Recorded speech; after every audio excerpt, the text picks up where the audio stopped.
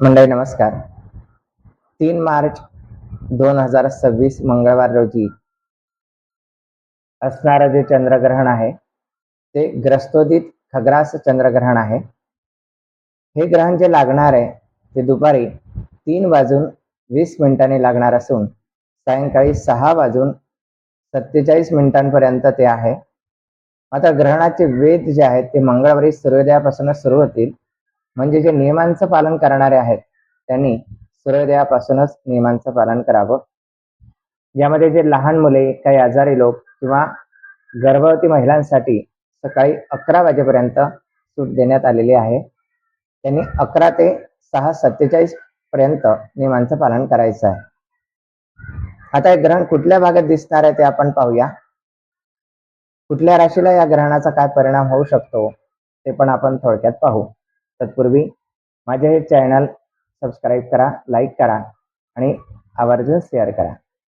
चला तर हे ग्रहण भारताच्या कुठल्या भागाला दिसणार आहे ते आपण पाहू. भारताच्या अतिपूर्वेकडील भागातून खग्रास तर इतर भागातून खंडग्रास दिसेल.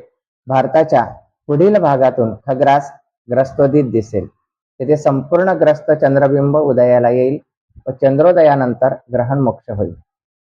अरुणाचल प्रदेश, आसाम, मेघालय, मणिपूर, मिझोराम, नागालँड या भागातून हे ग्रहण दिसेल.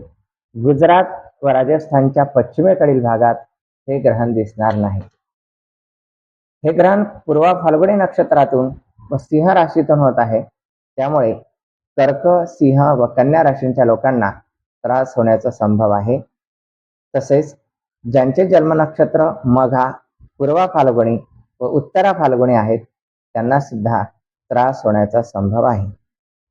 ग्रहण कालावधीत उपासनेला विशेष महत्त्व असल्याने आपण जास्तीत जास्त ग्रहण कालावधी उपासनेमध्ये घालविण्याचा प्रयत्न करावा. धन्यवाद.